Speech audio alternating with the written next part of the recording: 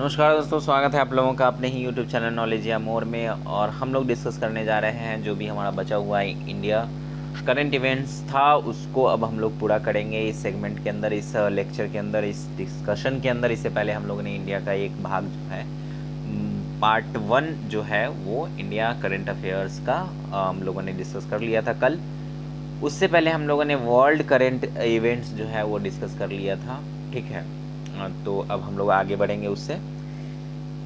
तो पहला हम लोग लेंगे डिस्कशन के लिए जो टॉपिक है वो है भारत और इस्लामिक सहयोग संगठन चर्चा में क्यों रहा है। हाल ही में सांप्रदायिक विचारों, निहित स्वार्थों द्वारा अपहृत होने के लिए इस्लामिक सहयोग संगठन OIC की जो है आलोचना की है, जिसमें मुस्लिम छात्राओं को जो है कर्नाटक के स्कूलों में हिजाब नहीं पहनने के लिए कहे जाने के मुद्दे पर OIC ने संयुक्त राष्ट्र मानवाधिकार परिषद से आवश्यक उपाय अपनाने का आह्वान किया था, इसलिए इसकी आलोचना की गई है, ठीक है।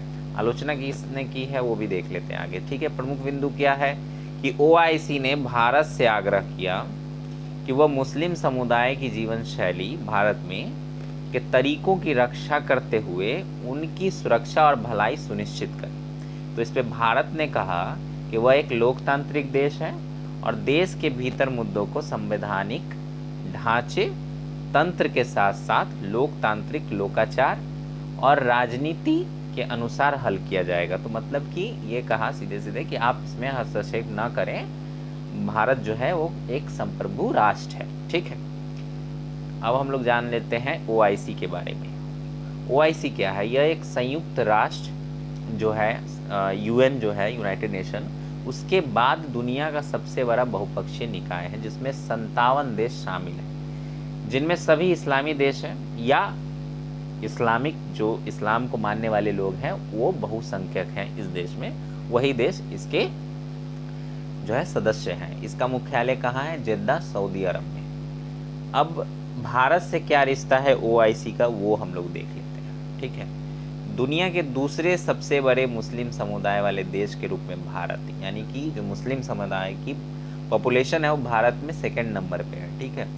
इस फर्स्ट नंबर पे इंडोनेशिया में है, ठीक है। 1969 में क्या हुआ था कि OIC ने रबात में जब संस्थापक सम्मेलन चल रहा था उस समय आमंत्रित किया था भारत को, ठीक है। लेकिन पाकिस्तान के इशारे पर अपमानजनक तरीके से अपमानजनक तरीके से भारत को बाहर कर दिया। ऐसा कुछ नहीं है, ठीक है। लेकिन भारत जो है उस समय शामिल नहीं हुआ था, उसके अपने भी कारण थे। ऐसा हम नहीं कह सकते कि धर्मनिरपेक्ष देश के रूप में वह धर्म पर आधारित संगठन में शामिल नहीं होना चाहता था, क्योंकि 2019 में जो है भारत ने OIC के विदेश मंत्रियों की बैठक में गेस्ट ऑफ ऑनर के रूप में अपनी पहली उपस्थिति दर्ज कराई थी, ठीक है। डिप्लोमेटिक तरीके से ये सब होता है। चलिए नेक्स्ट आगे बढ़ते हैं। क्षमता विकास योजना जो है मंत्रिमंडल ने जो है अभी मंत्रिमंडल जो है सेंटर की, उसने क्या किया है कि सिफारिश मान ली है इकोनॉमिक फाइनेंशियल कमीशन की, ठीक है। और वित्तीय सीमा आदि के अनुपालन के अधीन क्षमता विकास जो है कैपेबिलिटी डेवलपमेंट योजना, उसको 31 मार्च 2026 तक अगली समीक्षा तक, जो भी पहले हो तक जारी रखने की मंजूरी दे दी है। 15वें वित्त आयोग चक्र के दौरान इस योजना को जारी रखने के लिए स्वीकृत 3,179 करोड़ रुपए अभी तक आवंटित किए गए हैं। इसमें प्रमुख बिंदु क्या है वो देख लेते हैं। कैपेबिलिटी डेवलपमेंट योजना जो है उसमें सांख्यिकी और कार्यक्रम कार्यान्वयन मंत्रालय जो है उसके द्वारा चलाई जा रही है, तो ये इंपॉर्टेंट हो जा रहा है, आप इसको देख लीजिएगा। केंद्रीय क्षेत्र की एक योजना है, ठीक है। मतलब इसमें कोई भी स्टेट शामिल नहीं है, जिसका समग्र उद्देश्य क्या है? विश्वसनीय और समय पर आधिकारिक आंकड़ों की उपलब्धता को संभव बनाने के लिए बुनियादी ढांचे, तकनीक के साथ साथ श्रम शक्ति संबंधी संसाधनों को बढ़ाना है, ठीक है। चलिए आगे बढ़ते हैं। इस योजना में क्षमता विकास मुख्य है, उसके अलावा 2 उप योजनाएं भी हैं। सांख्यिकीय सुदृढ़ीकरण के लिए सहायता और आर्थिक गणना भी शामिल है। मंत्रालय के कुछ प्रमुख सांख्यिकीय आंकड़े जिसमें जैसे कि सकल मूल्यवर्धन, ठीक है, GVA, सकल घरेलू उत्पाद GDP, निजी अंतिम उपभोग व्यय PFCE, सरकारी अंतिम उपभोग व्यय, ठीक है, GFCE, सकल अस्थायी पूंजी निर्माण स्टॉक में अंतर, औद्योगिक उत्पादन सूचकांक, उपभोक्ता मूल्य सूचकांक, श्रम बल भागीदारी दर, श्रमिक जनसंख्या अनुपात, बेरोजगारी दर, औपचारिक क्षेत्र, रोजगार सांख्यिकी, सतत विकास लक्ष्य यानी सस्टेनेबल डेवलपमेंट गोल, सांकेतक ढांचा आदि भारतीय अर्थव्यवस्था की निगरानी के लिए उपयोग किए जाने वाले आर्थिक और सामाजिक सूचकांक का एक अनिवार्य हिस्सा है। ठीक है, उतना याद नहीं करना है, बट एक नज़र आप मार लीजिए इस पर। ठीक है, चलिए आगे बढ़ते हैं। विद्युत मंत्रालय ने हरित हाइड्रोजन यानी ग्रीन हाइड्रोजन, ग्रीन अमोनिया नीति अधिसूचित की है। ठीक है, चर्चा में क्यों रहा है? विद्युत मंत्रालय ने ऐसा किया है। ठीक है, ग्रीन हाइड्रोजन, ग्रीन अमोनिया नीति जो है उन्होंने अब मतलब अधिसूचित किया है, अभी निकाला है। इसके प्रमुख बिंदु क्या हैं? राष्ट्रीय हाइड्रोजन मिशन के बारे में हम लोग जान लेते हैं कि प्रधानमंत्री ने भारत के 75वें स्वतंत्रता दिवस यानी 15 अगस्त 2021 को राष्ट्रीय हाइड्रोजन मिशन शुरू किया। ये डेट जो है इम्पॉर्टेंट हो जाता है। ठीक है, याद रखिए। मिशन का उद्देश्य सरकार को, उद्देश्य जो है वो हमेशा याद रखिए क्या है, सरकार को अपने जलवायु लक्ष्यों को पूरा करने और भारत को ग्रीन हाइड्रोजन हब बनाने की सहायता करना है।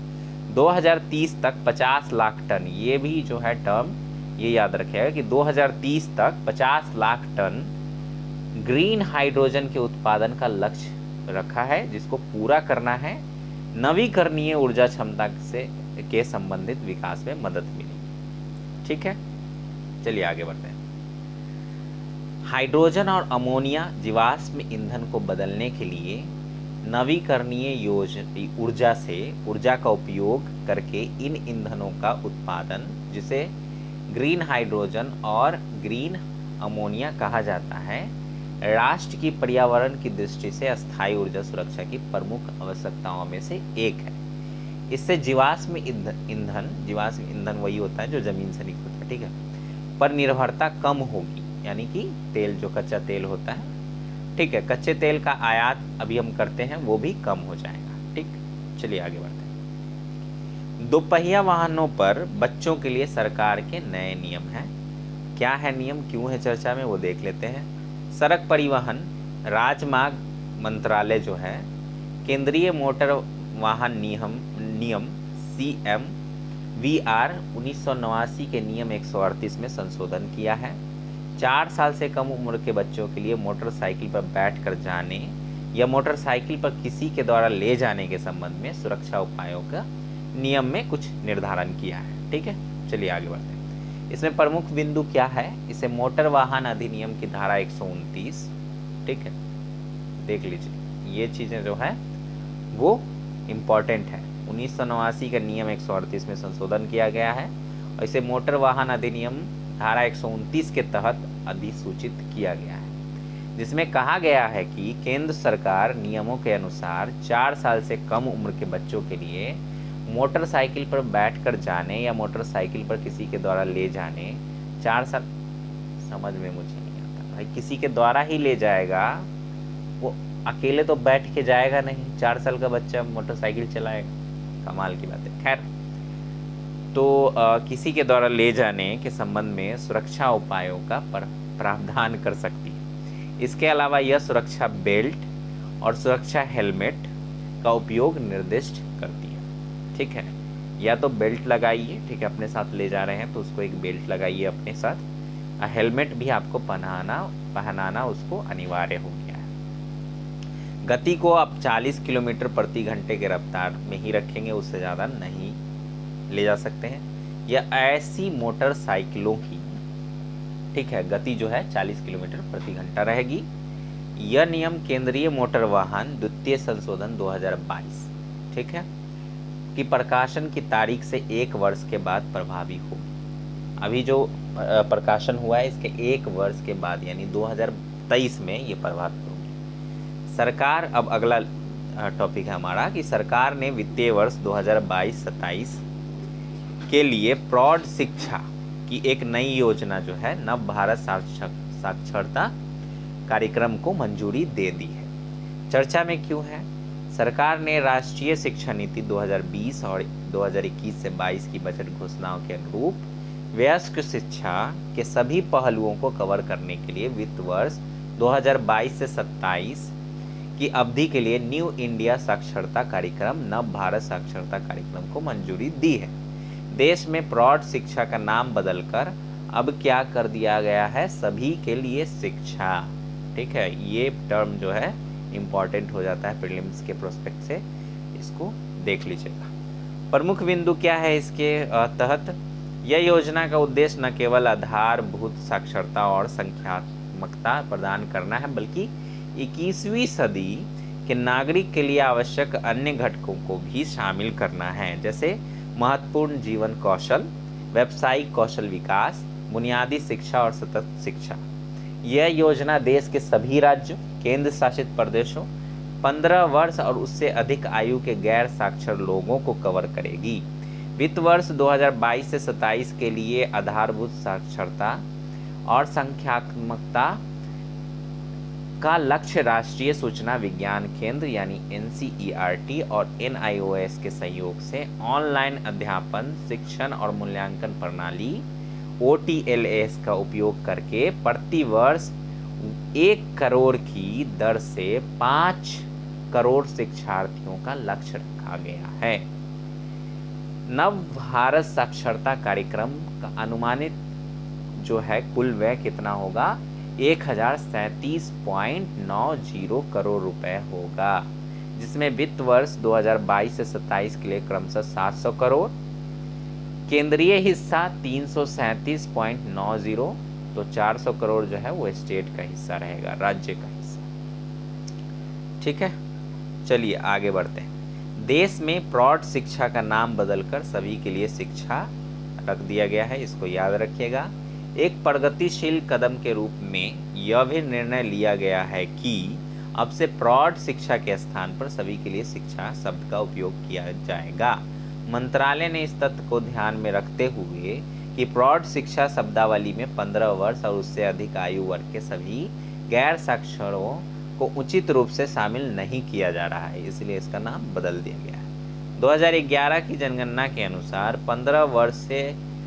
15 वर्ष और उससे अधिक आयु वर्ग में गैर साक्षरों की कुल संख्या जो है वो 25.76 करोड़, जिसमें पुरुषों की संख्या है 9.08 करोड़ और महिलाओं की संख्या है 1.668 करोड़ है। ठीक है, 2009 से 10 में 2017 से 18 के दौरान साक्षर भारत कार्यक्रम के तहत साक्षर के रूप में प्रमाणित व्यक्तियों की संख्या जो है वो 7.64 करोड़। प्रगति को ध्यान में रखते हुए यह अनुमान लगाया गया है कि वर्तमान में भारत में 18.12 यानी 1-2 करोड़ वयस्क अभी भी गैर साक्षर है। चलिए आगे बढ़ते हैं। विमुक्त जनजातियों के लिए आर्थिक सशक्तिकरण की योजना यानी सीड क्या है, क्यों है चर्चा में? केंद्रीय सामाजिक न्याय और अधिकारिता मंत्री डॉक्टर वीरेंद्र कुमार ने विमुक्त यानी डी नोटिफाइड घुमंतु और अर्ध घुमंतु समुदायों के लिए विमुक्त जनजातियों DNT के लिए आर्थिक सशक्तिकरण की योजना जो है सीड का शुभारंभ किया है। इसके प्रमुख बिंदु क्या है वो देख लेते हैं। डी नोटिफाइड घुमंतु अर्ध घुमंतु समुदायों के बारे में क्या लिखती है? विमुक्त डी नोटिफाइड घुमंतु और अर्ध घुमंतु जनजातियां जो है सबसे अधिक उपेक्षित, हाशिए पर और आर्थिक और सामाजिक रूप से वंचित समुदाय हैं। इसमें से अधिकांश पीढ़ियों से निराश्रित जीवन जी रहे हैं, मतलब उनका कोई आसरा नहीं है और अभी भी अनिश्चित और अंधकारमय भविष्य के साथ ऐसा ही कर रहे हैं। विमुक्त घुमंतु और अर्ध घुमंतु जनजातियां किसी तरह विकासात्मक ढांचे के ध्यान से बच गई हैं अभी तक, ठीक है, 70 साल बाद भी। कारण ये जनजातियां अनुसूचित जनजातियों की तरह सहायता प्राप्त करने से वंचित रह गई है। तदनुसार इन समुदायों की समस्याओं को देखने के लिए पहली एनडीए सरकार के दौरान अक्टूबर 2003 में पहला आयोग स्थापित किया गया था। रेंके आयोग की स्थापना 2008 में हुई थी। तो पूछा जाएगा कि रेंके आयोग की स्थापना क्यों हुई थी, तो वो इसलिए हुई थी, ठीक है, इनके कल्याण के लिए। और कब हुई थी, तो 2008 में हुई थी। किसकी सरकार में हुई थी, एनडीए सरकार की पहली जो सरकार थी उसमें हुई थी, 2003 वाली। तो राष्ट्रीय आयोग का गठन 2015 में विमुक्त घुमंतु और अर्ध घुमंतु जनजातियों के लिए भीखू रामजी इदते की अध्यक्षता में किया गया था 2015 में। उसके बाद इस आयोग की सिफारिश के आधार पर भारत सरकार ने 2019 में, इनकी सिफारिश मान ली गई है जो 2015 में आयोग की स्थापना की गई थी, उसमें डीएनटी, एसएनटी और एनटी, डीडब्ल्यूबीडीएनसी इसके विकास, यानी कि जो भी घुमंतु अर्ध घुमंतु जनजातियां हैं उनके विकास और कल्याण के लिए बोर्ड एक स्थापित किया गया है। अब अगला टॉपिक है, नवीन और नवीकरणीय ऊर्जा मंत्रालय ने न्यू फ्रंटियर्स नवीकरणीय ऊर्जा पर एक कार्यक्रम का आयोजन किया है। चर्चा में क्यों है वो देख लेते हैं। नवीन और नवीकरणीय ऊर्जा मंत्रालय MNRE का कार्यक्रम न्यू फ्रंटियर्स नवीकरणीय ऊर्जा पर एक कार्यक्रम आज़ादी के अमृत महोत्सव के क्रम में विज्ञान भवन नई दिल्ली में उद्घाटन कार्यक्रम India's leadership in energy transition के साथ शुरू किया गया है। प्रमुख बिंदु क्या है, नवीन और नवीकरणीय ऊर्जा और रसायन और उर्वरक राज्य मंत्री भागवंत खुबा ने समग्र भाषण दिया। श्री खुबा ने भारत की एनर्जी ट्रांजिशन प्रतिबद्धताओं और उपलब्धियों, ऊर्जा और उच्च स्तरीय वार्ता 2021 के लिए संयुक्त राष्ट्र को सौंपे गए ट्रांजिशन की नागरिक केंद्रित प्रकृति और भारत सरकार की एनर्जी कॉम्पैक्ट के बारे में बात की। पिछले 7 वर्षों में भारत ने 3,95,000 मेगावाट की अपनी स्थापित क्षमता में वृद्धि की है, जबकि हमारी पिक डिमांड जो है वो 2 लाख मेगावाट की है। भारत में अब एक एकीकृत राष्ट्रीय ग्रिड है, ठीक है। आगे बढ़ते हैं। उच्च दक्षता वाले सौर मॉड्यूल के लिए PLI योजना के तहत वित्त मंत्रालय अतिरिक्त 19,500 करोड़ रुपए देगा। 2024 तक कृषि क्षेत्र में डीजल पंपों सौर पंपों से बदल दिया जाएगा। एनर्जी कॉम्पैक्ट के बारे में जान लेते हैं। सभी के लिए स्वच्छ सस्ती ऊर्जा के लिए कार्रवाई में तेजी लाने के लिए सस्टेनेबल डेवलपमेंट गोल 7 की उपलब्धि पर प्रगति को आगे बढ़ाने के लिए विशिष्ट लक्ष्यों और समय सीमा के साथ एनर्जी कॉम्पैक्ट कार्रवाई की स्वैच्छिक प्रतिबद्धताएं हैं, ठीक है। सदस्य राज्यों और गैर राज्य अभिनेताओं जैसे कंपनियों, क्षेत्रीय स्थानीय सरकारों, गैर सरकारी संगठनों, अन्य सहित सभी प्रासंगिक हितधारकों के लिए ऊर्जा कॉम्पैक्ट प्रस्तुत करना खुला है, ठीक है, यानी कोई भी सहयोग कर सकता है। नेक्स्ट टॉपिक हमारा, प्रधानमंत्री मोदी ने तेरी यानी TERI के विश्व सतत विकास शिखर सम्मेलन में उद्घाटन भाषण दिया। चर्चा में क्यों है, प्रधानमंत्री मोदी ने 16 फरवरी 2022 को ऊर्जा और संसाधन संस्थान तेरी के विश्व सतत विकास शिखर सम्मेलन में अपना उद्घाटन भाषण दिया। विश्व क्या है, प्रमुख बिंदु, विश्व सतत विकास शिखर सम्मेलन जो है तेरी का प्रमुख वार्षिक कार्यक्रम है। इस वर्ष के शिखर सम्मेलन का विषय जो था वो towards a resilient planet ensuring a sustainable and equitable future, पारिस्थिति अनुकूल ग्रह की ओर सतत और समाजवादी भविष्य को सुनिश्चित करना। तो ये विषय जो है आप याद रखिएगा, ठीक है।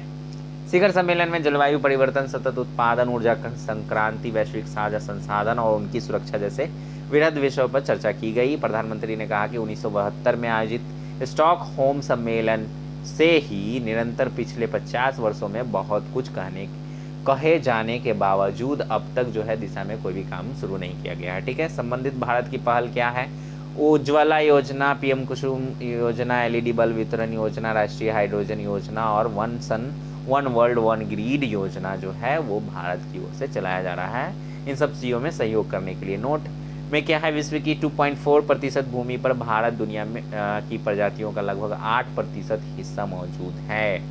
ठीक है, चलिए आगे बढ़ते हैं। तो अगला टॉपिक है हमारा कि ABPMJ के कार्यान्वयन के लिए डेटाबेस को समृद्ध बनाने के उद्देश्य से विभिन्न योजनाओं के तहत लाभार्थी डेटाबेस के साथ एकीकरण। तो आयुष्मान भारत PM जो है जन आरोग्य योजना, ठीक है, उसके कार्यान्वयन के साथ अनिवार्य किया गया है। ठीक, इसके प्रमुख बिंदु क्या हैं वो देख लेते हैं। ठीक है, तो प्रमुख बिंदु है आयुष्मान भारत प्रधानमंत्री जन आरोग्य योजना माध्यमिक और तृतीयक देखभाल में से संबंधित अस्पताल में भर्ती के लिए 5 लाख रुपए प्रति वर्ष परिवार प्रति वर्ष तक का स्वास्थ्य बीमा प्रदान करता है। 2011 की सामाजिक आर्थिक जाति जनगणना के आधार पर आयुष्मान भारत प्रधानमंत्री जन आरोग्य योजना के तहत 74 करोड़ लाभार्थी परिवारों, यानी 74 करोड़ परिवारों की पहचान की गई है। यानी एक परिवार में 5 आदमी मान लीजिए, समझ गए, जो क्रमशः ग्रामीण और शहरी क्षेत्रों में 6 अभाव और 11 व्यावसायिक शर्तों पर है। NHA ने अन्य बातों के साथ साथ लाभार्थी जागरूकता अभियान, लाभार्थी डेटाबेस, CECC 2011 संवर्धन आदि सहित योजना के कार्यान्वयन से जुड़े विभिन्न पहलुओं को मजबूत करने के लिए कल्याणकारी योजनाओं को लागू करने के लिए विभिन्न मंत्रालयों के साथ सहयोग किया है। SECC 2011 से आयुष्मान भारत प्रधानमंत्री जन आरोग्य योजना के अधिकांश लाभार्थी भी राष्ट्रीय खाद्य सुरक्षा पोर्टल NFSA के तहत लाभ के पात्र हैं। इन सब बातों को याद रखिएगा। राष्ट्रीय स्वास्थ्य प्राधिकरण यानी नेशनल हेल्थ इंश्योरेंस। ठीक है, आगे बढ़ते हैं। NHA भारत की प्रमुख सार्वजनिक स्वास्थ्य बीमा आश्वासन योजना आयुष्मान भारत प्रधानमंत्री जन आरोग्य योजना को लागू करने के लिए जिम्मेदार है। ठीक है, NHA लागू करेगी। याद रखिएगा किसने लागू किया है। ठीक है, इस योजना को NHA ने। ठीक, राष्ट्रीय स्तर पर प्रधानमंत्री जन आरोग्य योजना को लागू करने के लिए नेशनल हेल्थ इंश्योरेंस या एजेंसी जो भी है उस की स्थापना की गई है। राज्यों में जो है वो स्टेट हेल्थ एजेंसी या राज्य स्वास्थ्य एजेंसियों को एक सोसाइटी ट्रस्ट के रूप में इस योजना के कार्यान्वयन पर पूर्ण परिचालन स्वायत्तता के साथ स्थापित किया गया है, जिसमें SECC लाभार्थियों को कवरेज प्रदान करना शामिल है। इसे सोसाइटी की पंजीकरण अधिनियम 1860 के तहत एक स्वायत्त इकाई के रूप में संगठित किया गया है। ठीक है, चलिए आगे बढ़ते हैं। आगे हमारा जो टॉपिक है, केंद्र सरकार ने कच्चे पाम तेल CPO के लिए कृषि उपकर को घटाया। चर्चा में क्यों रहा है? भारत सरकार ने कच्चे पाम तेल यानी CPO पर कृषि उपकर को 5% से घटाकर 5% कर दिया गया। सॉरी, यहाँ पे जो है थोड़ा सा कुछ आंकड़ा जो है वो मुझे लगता है कि यहाँ पे थोड़ा सा कुछ डिफ्रेंशिएट है। ठीक है, 5 से घटाकर शायद 4 या 3 कर दिया गया है, वो देख लेंगे आप। प्रमुख बिंदु क्या है? कृषि उपकर में कमी के बाद से एक कच्चे पाम तेल और रिफाइंड पाम ऑयल के बीच आयात का अंतर बढ़कर 25% हो गया है। इससे पहले खाद्य तेलों की कीमतों को नियंत्रण करने के लिए सरकार द्वारा उठाए गए अन्य जो कदम में कच्चे पाम तेल, कच्चे सोयाबीन ऑयल और कच्चे सूरजमुखी तेल पर आयात शुल्क की वर्तमान मूल्य दर को 30 सितंबर 2022 तक बढ़ाना भी शामिल है। ठीक है, चलिए आगे बढ़ते हैं। उपरोक्त कदम सरकार द्वारा किए गए पहले के उपायों और आगे बढ़ाएंगे, जैसे कि भंडार सीमा आदेश दिनांक 3 फरवरी 2022, जिसके द्वारा सरकार ने आवश्यक वस्तुओं अधिनियम 1955 के तहत 30 जून 2022 तक अवधि के लिए खाद्य तेलों और तिलहनों पर भंडारण करने की सीमा को निर्धारित की थी। ठीक है, नोट में क्या है, अगस्त 2021 में सरकार ने खाद्य तेल में आत्मनिर्भरता के लिए राष्ट्रीय खाद्य तेल मिशन ऑयल पाम NMEO-OP योजना की घोषणा की थी। ठीक है, कृषि उपकर के बारे में क्या है वो देख लेते हैं। उपकर एक प्रकार का विशेष परियोजन कर है जो मूल दरों पर अतिरिक्त रूप से लगाया जाता है। कृषि अवसंरचना और विकास उपकर AIDC एक ऐसा कर है जो सरकार कृषि उपज के वाणिज्यिक उत्पादन पर लगाती है। चलिए आगे बढ़ते हैं। भारत ऑस्ट्रेलिया अंतरिम व्यापार समझौता और एफटीए क्या है, चर्चा में क्यों है, वो देख लेते हैं। भारत और ऑस्ट्रेलिया ने घोषणा की है कि वे मार्च 2022 से में एक अंतरिम व्यापार समझौता और 12 से 18 महीने के पश्चात एक व्यापक आर्थिक सहयोग समझौता CECA करने के लिए तैयार हैं। ठीक है, प्रमुख बिंदु क्या है वो देख लेते हैं।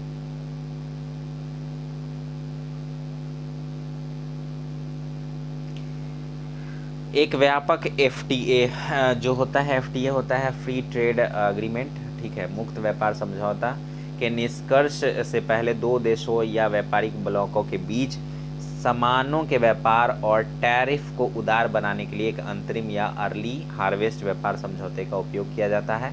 वित्त वर्ष 2021 में दोनों देशों के बीच द्विपक्षीय व्यापार लगभग $5 अरब का था। वित्त वर्ष 2022 के पहले 10 महीनों में यह पहले ही $17.7 अरब को पार कर चुका है। भारत और ऑस्ट्रेलिया ने दोनों देशों के बीच पर्यटन को बढ़ावा देने के लिए एक समझौता ज्ञापन पर भी जो क्या हस्ताक्षर किए हैं। भारत और ऑस्ट्रेलिया का व्यापक व्यापार संबंधों पर क्वाड का प्रभाव क्या है वो देख लेते हैं। भारत और ऑस्ट्रेलिया दोनों अमेरिका और जापान के साथ क्वाड यानी चतुर्भुज सुरक्षा वार्ता जो है, क्वाड्रिलेटरल सिक्योरिटी काउंसिल टॉक्स के सदस्य हैं। ठीक है, ऑस्ट्रेलिया ने उल्लेख किया है कि उसके पास पहले से ही अमेरिका और जापान दोनों के साथ FTA यानी फ्री ट्रेड एग्रीमेंट थे और भारत के साथ एक समझौते की घोषणा के बाद सभी 4 देश क्वाड के हैं देशों के भीतर आर्थिक सहयोग के लिए एक रूपरेखा का निर्माण शुरू कर सकते हैं। ठीक है, चलिए आगे बढ़ते हैं। वर्तमान में भारत द्वारा अन्य मुक्त व्यापार समझौते पर बातचीत, ठीक है, किस किस देश के साथ है वो देख लेते हैं। भारत वर्तमान में ऑस्ट्रेलिया के अलावा संयुक्त अरब अमीरात, ब्रिटेन, कनाडा, यूरोपियन संघ, इजराइल के साथ जो है FTA पर बातचीत करने की प्रक्रिया में है। भारत 2022 की पहली छमाही में UAE यानी यूनाइटेड अरब अमीरात और UK यूनाइटेड किंगडम के साथ अर्ली हार्वेस्ट एग्रीमेंट भी पूरा करना चाहता है। नोट में क्या है, इससे पहले भारत, जापान और ऑस्ट्रेलिया ने औपचारिक रूप से supply chain resilience initiative SCRI launch किया है। ठीक है, चलिए आगे बढ़ते हैं। नेक्स्ट टॉपिक है हमारा सुरक्षा खतरे की चिंताओं पर सरकार ने 54 चीनी ऐप्स पर प्रतिबंध लगा दिया है। चर्चा में क्यों है, भारत सरकार ने भारत की सुरक्षा के लिए खतरा पैदा करने वाले 54 चीनी एप्लीकेशन पर यानी 54 एप्लीकेशन पर प्रतिबंध लगा दिया है। प्रमुख बिंदु क्या है, केंद्रीय इलेक्ट्रॉनिक्स और सूचना प्रौद्योगिकी मंत्रालय ने कहा कि IT अधिनियम की धारा 69A बहुत ही ज़्यादा भैया चर्चा में है, बहुत ही हॉट टॉपिक है। ठीक है, देख लीजिएगा एक बार। परिकल्पित आपातकालीन प्रावधान के तहत जो है वो 54 ऐप्स यानी 54 ऐप्स को ब्लॉक करने के लिए गृह मंत्रालय से अनुरोध प्राप्त हो गया है और इसको ब्लॉक कर दिया गया है। केंद्र ने 29 जून 2020 को 59 ऐप, पहले भी जो है 59 ऐप यानी 59 ऐप्स को जो है ब्लॉक कर दिया था। इसके बाद 10 अगस्त 2020 को 47, ठीक है, क्लोनिंग ऐप्स पर प्रतिबंध लगा दिया गया था। इसके बाद 1 सितंबर 2020 को 118 ऐप और 19 नवंबर को 43 अन्य ऐप को ब्लॉक कर दिया गया था। ये फिफ्थ टाइम था ऐसा जिसमें ब्लॉक किया गया है चीनी ऐप्स को। ठीक है, चलिए अगला टॉपिक है हमारा 4 धाम परियोजना पर सुप्रीम कोर्ट के पैनल के अध्यक्ष रवि चोपड़ा ने इस्तीफा दे दिया है। क्यों, चर्चा में क्यों है देखते हैं। पर्यावरणविद और सुप्रीम कोर्ट द्वारा नियुक्त उच्च अधिकार प्राप्त समिति HPC के अध्यक्ष ने 4 धाम सड़क चौड़ीकरण परियोजना के निष्पादन की देखरेख के लिए अपने पद से इस्तीफा दे दिया है, जिसमें कहा गया है कि हिमालय की रक्षा के लिए पैनल टूट गया है। ठीक है, आगे बढ़ते हैं। इसके प्रमुख बिंदु क्या है वो देख लेते हैं। श्री चोपड़ा और HPC के कुछ सदस्यों ने पहले ही इस आधार पर इस तरह के चौड़ीकरण के मतलब रोड को चौड़ा करने के खिलाफ तर्क दिया था कि यह हिमालयी इलाके के लिए हानिकारक था और सड़क परिवहन और राजमार्ग मंत्रालय ने इसको उचित सड़क चौड़ाई की स्थिति का उल्लंघन किया था। ठीक है, दोनों लेन वाले राजमार्ग के लिए उपयुक्त सड़क चौड़ाई एक विवादास्पद जो है पहलू रहा। HPC ने खुद एक डिवीजन देखा जिसमें सदस्यों के एक समूह ने कहा कि केवल हम 5.5 मीटर ही चौड़ा कर सकते हैं, दूसरी सड़क की चौड़ाई के लिए एक और पाइपलाइन होगी। ठीक है, सुप्रीम कोर्ट ने सितंबर में फैसला सुनाया 5.5 मीटर चौड़ाई को लागू किया जाना चाहिए, क्योंकि यह पहाड़ी सड़कों के लिए सड़क परिवहन राजमार्ग मंत्रालय द्वारा 2018 के परिपत्र के अनुरूप था। ठीक है, इसमें नोट क्या है वो देख लेते हैं। 12,000 करोड़ की रणनीतिक 900 किलोमीटर लंबी 4 धाम परियोजना का उद्देश्य उत्तराखंड में 4 पवित्र शहरों यमुनोत्री, गंगोत्री, केदारनाथ और बद्रीनाथ को हर मौसम में कनेक्टिविटी प्रदान करना था। ठीक है, चलिए अच्छी बात थी, अच्छा इनिशिएटिव था। ठीक है, चलिए आगे बढ़ते हैं। अगला टॉपिक है हमारा भारत में जापानी औद्योगिक टाउनशिप JIT क्या है देख लेते हैं। चर्चा में क्यों है? भारत में जापानी औद्योगिक टाउनशिप JIT के तहत होने वाली प्रगति की वार्षिक समीक्षा करने के लिए भारत के उद्योग संवर्धन और आंतरिक व्यापार विभाग DPIIT का तथा जापान के अर्थव्यवस्था, व्यापार और उद्योग मंत्रालय METI के बीच एक संयुक्त बैठक आयोजित की गई। यह भी ध्यान देने योग्य है कि इस वर्ष भारत और जापान के बीच राजनयिक संबंधों की स्थापना की 70वीं वर्षगांठ है। ठीक है, दोनों देशों ने अप्रैल 1952 में राजनयिक संबंध स्थापित किए थे।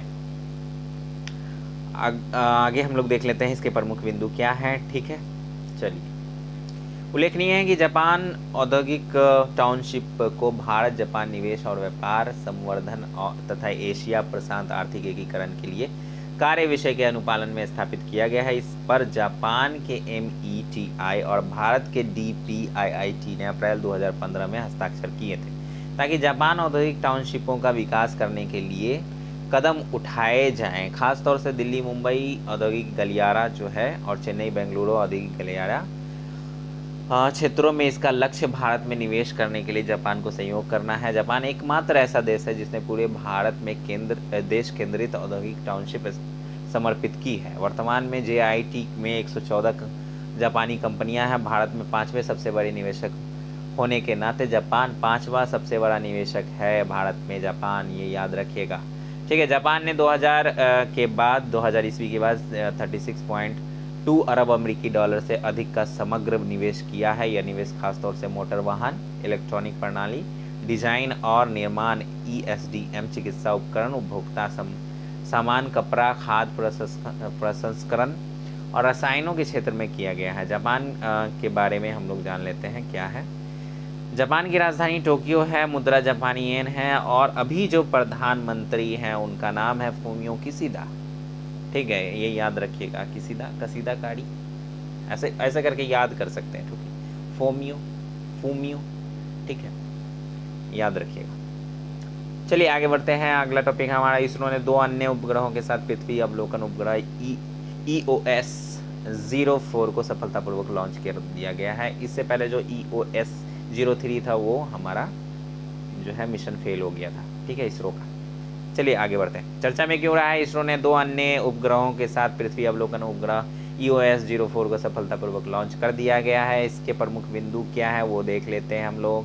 भारत के ध्रुवीय उपग्रह प्रक्षेपण यान PSLV C52 से किया गया। ठीक है, सतीश धवन अंतरिक्ष केंद्र श्रीहरिकोटा से 529 किलोमीटर ऊंचाई की एक इच्छित सूर्य तुल्यकालिक ध्रुवीय कक्षा में पृथ्वी अवलोकन उपग्रह EOS 04 का सफलतापूर्वक जो है अंतर्क्षेपित कर दिया गया है। उपग्रह EOS 4 एक रडार इमेजिंग उपग्रह है जिसे कृषि, वानिकी और वृक्षारोपण, मिट्टी की नमी और जल विज्ञान और बाढ़ मानचित्र जैसे अनुप्रयोगों के लिए सभी मौसम की स्थिति में उच्च गुणवत्ता वाली छवियां प्रदान करने के लिए डिजाइन किया गया है। PSLV C52 ने 2 छोटे उपग्रह भी रखे, जिसमें से एक छात्र उपग्रह इंस्पायर सैट-1 है, जिसे कोलोराडो विश्वविद्यालय के वायुमंडलीय और अंतरिक्ष भौतिकी प्रयोगशाला के सहयोग से भारतीय अंतरिक्ष विज्ञान और प्रौद्योगिकी संस्थान द्वारा विकसित किया गया है। दूसरा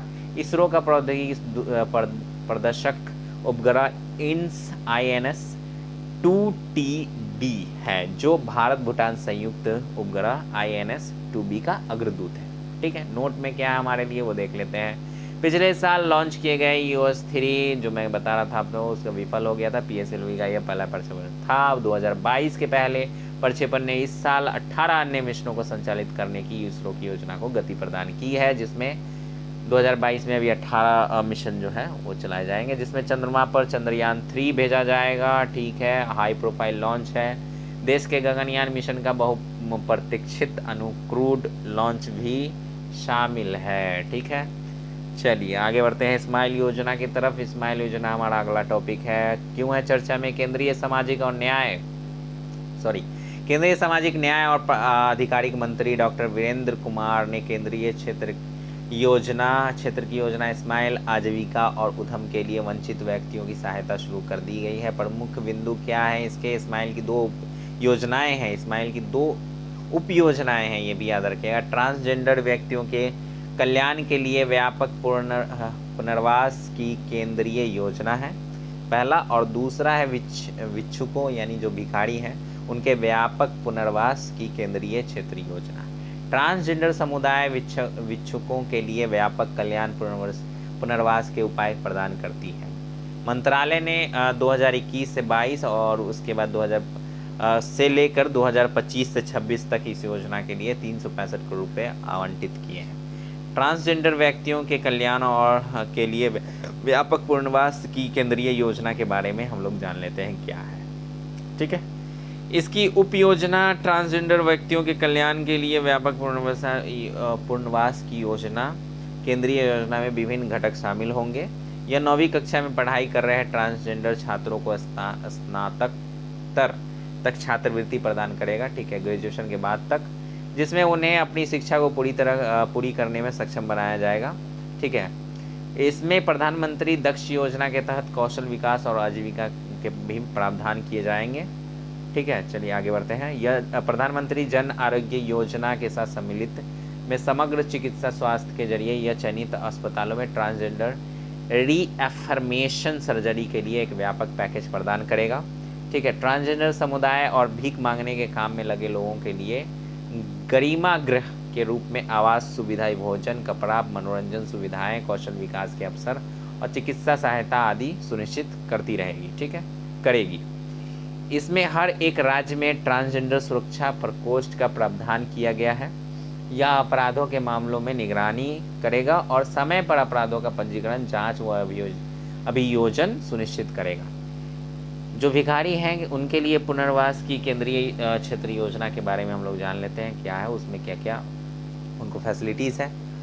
जो ये उपयोजना है उसमें सर्वेक्षण व पहचान, जुटाव, बचाव, आश्रय गृह, व्यापक पुनर्वास पर अपना ध्यान केंद्रित करेगी। इसके तहत 10 शहरों दिल्ली, बेंगलुरु, चेन्नई, हैदराबाद, इंदौर, लखनऊ, मुंबई, नागपुर, पटना और अहमदाबाद में व्यापक पुनर्वास से संबंधित प्रायोगिक परियोजनाएं शुरू की गई हैं। ठीक है, अगला टॉपिक है हमारा AIM नीति आयोग और UNDP भारत ने कम्युनिटी इनोवेटर फेलोशिप का शुभारंभ किया है।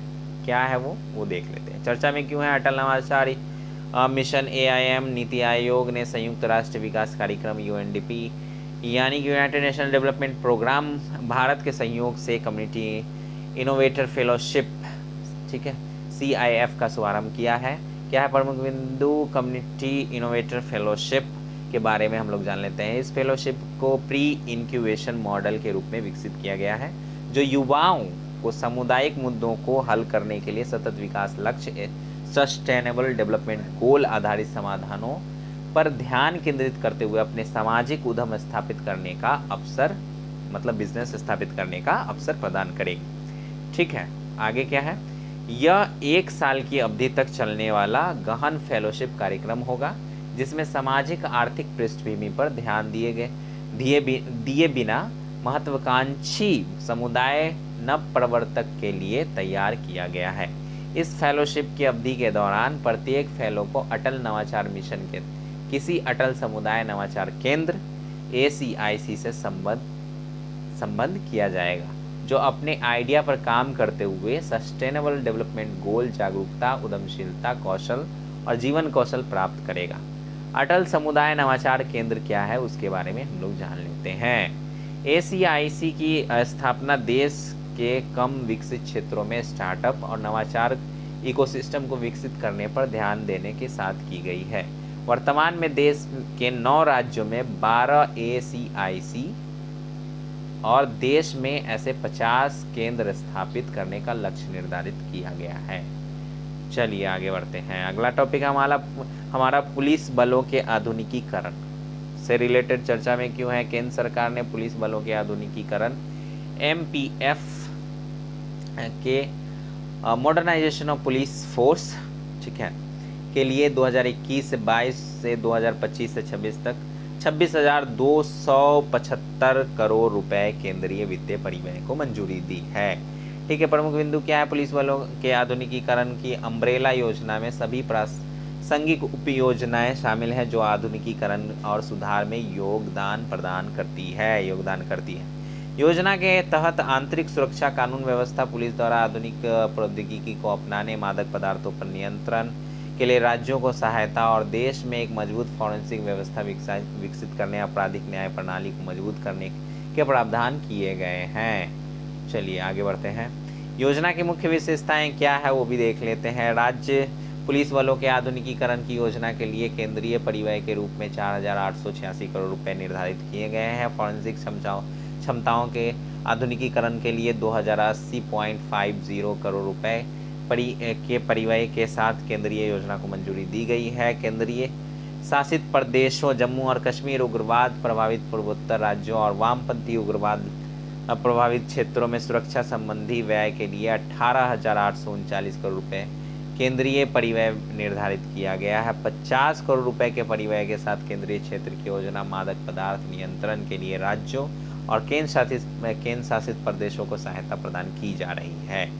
ठीक है, अगला टॉपिक है हमारा INCOIS द्वारा तैयार किया गया तटीय सुभेदता सूचकांक क्यों है चर्चा में। भारतीय राष्ट्रीय महासागर सूचना सेवा केंद्र ने राज्य स्तर पर पूरे भारतीय तट के लिए तटीय सुभेदता मूल्यांकन किया है, जिसमें तटीय सुभेदता सूचकांक CBI तैयार करने के लिए 1:1 लाख पैमानों पर यानी 1/1,00,000 पैमानों पर 156 मानचित्रों वाला एक एटलस लाया जा सके। ठीक है, प्रमुख बिंदु क्या है इसके तहत देख लेते हैं। तटीय सुभेदता सूचकांक CVI के बारे में हम लोग देख लेते हैं। यह नक्शे पर भारतीय तट के लिए भौतिक और भूवैज्ञानिक मापदंडों के आधार पर भविष्य के समुद्र स्तर में वृद्धि के कारण तटीय जोखिमों का निर्धारण करते हुए CBI सापेक्ष जोखिम का उपयोग करता है। समुद्र के स्तर में वृद्धि के रूप में भौतिक परिवर्तन होंगे, जैसे मापदंडों के आधार पर मात्रा निर्धारित की जाती है। टाइडल रेंज, लहर की ऊंचाई, तटीय ढलान, तटीय ऊंचाई, तटरेखा परिवर्तन दर, भू आकृति विज्ञान और सापेक्ष समुद्र स्तर परिवर्तन की ऐतिहासिक दर, इन सब पर ध्यान दिया जाएगा। तटीय आपदा प्रबंधन, लचीला तटीय समुदाय के निर्माण के लिए तटीय सुभेदता मूल्यांकन उपयोगी जानकारी हो सकती है। भारतीय राष्ट्रीय महासागर सूचना सेवा केंद्र के बारे में हम लोग जान लेते हैं क्या है। INCOIS जो पृथ्वी विज्ञान मंत्रालय के अधीन आता है, एक स्वायत्त निकाय है। समर्पित महासागर मॉडलिंग, अवलोकन, गणना सुविधाएं और समुद्री डेटा केंद्र के माध्यम से संभावित मत्स्य पालन क्षेत्र, महासागर राज्य पूर्वानुमान, सुनामी प्रारंभिक चेतावनी, तूफानी वृद्धि प्रारंभिक चेतावनी, लहर, उच्च लहर अलर्ट, ये सब जो है इन्हीं के द्वारा अलर्ट जारी की जाती है इन सब को लेकर। नोट, भारत में 7,516.6 किलोमीटर की तटरेखा है, यानी 6,100 किलोमीटर की मुख्य भूमि की तटरेखा और 13 राज्यों और केंद्र शासित प्रदेशों यूनियन टेरिटरीज UT को छूने वाले 1,197 किलोमीटर भारतीय द्वीपों की तटरेखा है। ठीक है, अगला टॉपिक है हमारा एक्सेलरेट विज्ञान योजना। चर्चा में क्यों है। विज्ञान और इंजीनियरिंग अनुसंधान बोर्ड के संसद के अधिनियम के माध्यम से स्थापित एक वैधानिक निकाय और अभ्यास के अंतर्गत जो एक एक्सेलरेट विज्ञान योजना का प्रोग्राम है, ग्रीष्मकालीन स्तर के लिए आवेदन आमंत्रित किए गए। हाल ही में एक अधिसूचना में ग्रीष्मकालीन स्तर जो 22 जुलाई 2022 के लिए कार्यशाला और वृत्तिका के घटकों के तहत आवेदन के लिए कॉल 28 फरवरी 2022 तक बढ़ा दी गई है। ठीक है, प्रमुख बिंदु क्या है इसको लेकर वो देख लेते हैं। एक्सेलरेट विज्ञान क्या है योजना के बारे में हम लोग जान लेते हैं। उच्च अंत वैज्ञानिक अनुसंधान को बहुत आगे ले जाने और एक वैज्ञानिक कार्यबल तैयार करने का प्रयास है। ठीक है, एक्सेलरेट विज्ञान जो अनुसंधान करियर और ज्ञान आधारित अर्थव्यवस्था में उद्यम जो है बिजनेस जो है वो तैयार कर सकता है। एक्सेलरेट विज्ञान का लक्ष्य देश में अनुसंधान आधार का विस्तार करना है, जिसमें 3 व्यापक लक्ष्य होंगे। सभी वैज्ञानिक प्रशिक्षण कार्यक्रमों को का समेकन, एकीकरण, उच्च अंत अभिविन्यास कार्यालय शुरू करना और प्रशिक्षण और कौशल इंटर्नशिप के अवसर पैदा करना। अभ्यास के बारे में देख लेते हैं क्या है। अभ्यास जो है एक्सेलरेट विज्ञान योजना का एक कार्यक्रम है जो अपने 2 घटकों उच्च अंत कार्यशालाएं, ठीक है, कार्यशाला और प्रशिक्षण और कौशल इंटर्नशिप वृत्तिका के माध्यम से चयनित क्षेत्रों में समर्पित अनुसंधान कौशल विकास करके संभावित स्नातकोत्तर पीएचडी छात्रों को सक्षम और तैयार करके देश में अनुसंधान विकास को बढ़ावा देने का प्रयास है। यह उन शोधकर्ताओं के लिए विशेष रूप से महत्वपूर्ण है जिसके पास सीखने की क्षमता, सुविधाओं, अवसंरचना तक पहुंचने की सीमित अवसर हैं। ठीक है, चलिए अगला टॉपिक है हमारा इसरो द्वारा लॉन्च किए गए उपग्रह। चर्चा में क्यों है? केंद्रीय राज्य मंत्री स्वतंत्र प्रभार विज्ञान और प्रौद्योगिकी डॉक्टर जितेंद्र सिंह राज्यसभा में कहा कि 1975 से इसरो ने भारतीय मूल के कुल 129 उपग्रह 36 देशों के 342 विदेशी उपग्रह लॉन्च किए हैं, जिसमें से लगभग 39 उपग्रह वाणिज्यिक उपग्रह हैं और बाकी नैनो उपग्रह हैं। ठीक है, ये एक डेटा है, इसको देख लीजिएगा। प्रमुख बिंदु क्या है इसके तहत वो देख लेते हैं। भारत के पास अंतरिक्ष में कुल 53 परिचालन उपग्रह हैं। इनमें 21 संचार उपग्रह हैं, 8 नेविगेशन उपग्रह है, 21 पृथ्वी अवलोकन उपग्रह है, 3 विज्ञान उपग्रह है। उपग्रह समर्थित डेटा सेवाओं का उपयोग देश के विभिन्न क्षेत्रों के लिए किया गया जा रहा है। इसमें टेलीविजन प्रसारण, डायरेक्ट टू होम, ठीक है, DTH, ATM, मोबाइल संचार, टेली एजुकेशन, टेलीमेडिसिन और मौसम पर सलाह, कीट संक्रमण, कृषि विज्ञान, मौसम विज्ञान और संभावित मछली पकड़ने के क्षेत्र में शामिल है। उपग्रह डेटा का उपयोग फसल उत्पादन अनुमान, फसल गहनता और कृषि सूखा मूल्यांकन, बंजर भूमि सूची, भूजल संभावित क्षेत्रों की पहचान, अंतर्देशीय जलीय कृषि उपयोगिता और आपदा जोखिम में कमी के लिए भी किया जाता है। इसरो भारतीय अंतरिक्ष अनुसंधान केंद्र, ठीक है, के बारे में हम लोग जान लेते हैं। यह भारत की राष्ट्रीय अंतरिक्ष एजेंसी है। ठीक है, अंतरिक्ष विभाग के तहत काम करता है। इसकी स्थापना जो हुई थी वो 15 अगस्त 1969 में हुई थी। मुख्यालय बेंगलुरु में है। चेयरमैन जो है अभी वो एस सोमनाथ है। ठीक है, चलिए आगे बढ़ते हैं। 4600 करोड़ रुपए के परिव्यय के साथ पीएम किसान संपदा योजना, ठीक है, मार्च 2026 तक बढ़ाई गई है। चर्चा में क्यों है? प्रधानमंत्री किसान संपदा योजना को 4600 करोड़ रुपए आवंटित किए गए हैं, जो 2021 से 22, 2025 से 26 की अवधि के लिए बढ़ा दिया गया है। प्रधानमंत्री किसान संपदा योजना के बारे में जान लेते हैं। यह एक व्यापक पैकेज है। फार्म गेट से रिटेल आउटलेट तक कुशल आपूर्ति श्रृंखला प्रबंधन के साथ आधुनिक बुनियादी ढांचे का निर्माण करेगा। यह योजना खाद्य प्रसंस्करण के क्षेत्र में विकास को बढ़ावा देगी, लेकिन किसानों को बेहतर मूल्य प्रदान करने के लिए और रोजगार के बड़े अवसर पैदा करने में भी मदद करेगी। आगे बढ़ते हैं। अगला है कि अगला इसी में है बिंदु, प्रमुख बिंदु में, कि मई 2017 में केंद्र ने 6000 करोड़ रुपए आवंटन किए थे के साथ संपदा, कृषि, समुद्री प्रसंस्करण और कृषि प्रसंस्करण समूहों के विकास की योजना शुरू की थी। अगस्त 2017 में इस योजना का नाम बदलकर प्रधानमंत्री किसान संपदा योजना कर दिया गया।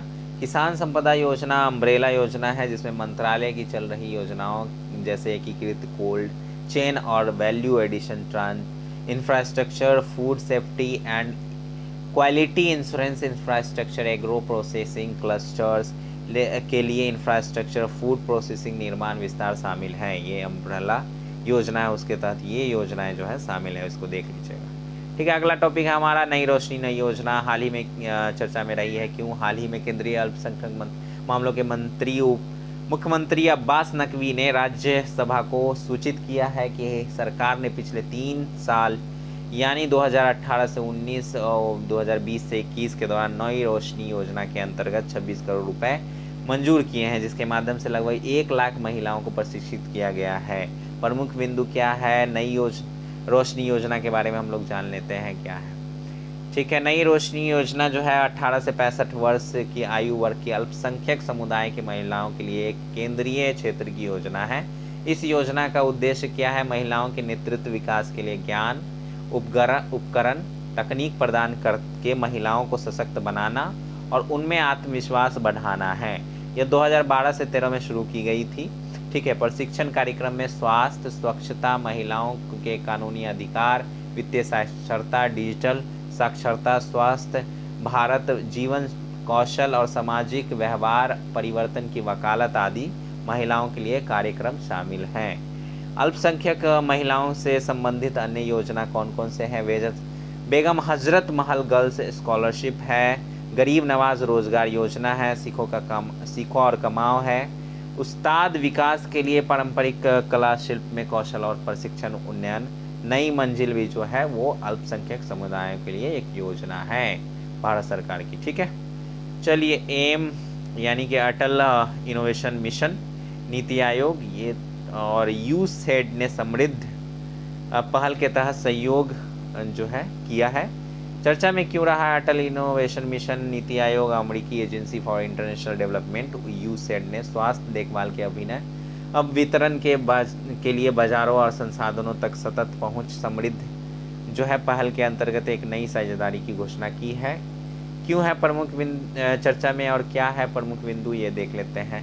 यह साझेदारी दूसरी श्रेणी और तीसरी श्रेणी के शहरों और ग्रामीण तथा जनजातीय क्षेत्रों के नाजुक आबादी के लिए सस्ती और गुणवत्तापूर्ण स्वास्थ्य देखभाल की पहचान में सुधार करेगी। यह नाजुक आबादी तक पहुंचने के लिए समृद्ध प्रयासों को बढ़ाएगी। नवाचार और उद्यमिता में अटल इनोवेशन मिशन की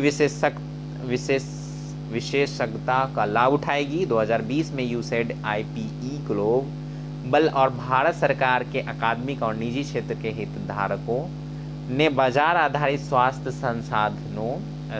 समाधानों को तैयार करने और उनमें तेजी से वृद्धि के लिए एक सार्वजनिक और परोपकारी कोषों को वाणिज्यिक पूंजी के साथ संयोजित करने के लिए अभिनव समृद्धि मिश्रित वित्तीय सुविधा विकसित की है। ठीक है, चलिए आज का डिस्कशन हमारा यहीं तक था। जो भी बचा हुआ टॉपिक होगा उसको हम लोग अगले वीडियो में डिस्कस करेंगे, क्योंकि काफ़ी लंबा वीडियो हो चुका है। ठीक है, चलिए अगर आप लोगों को डिस्कशन अच्छा लग रहा है या आप लोगों को कुछ भी इसमें समझ में आ रहा है, आपके लिए काम आ रहा है, आपको लग रहा है कि काम आएगा आपके एग्ज़ाम में, तो मेरे चैनल को लाइक कीजिए, शेयर कीजिए और ज़्यादा से ज़्यादा लोगों तक पहुँचाइए, ताकि मोटिवेशन बने और भी मैं इससे अच्छे वीडियो बनाने की कोशिश करूं, आपके लिए और अच्छे कंटेंट ला पाऊं। ठीक है, और भी चीज़ें आप जो कहें वो मैं उस पर डिस्कशन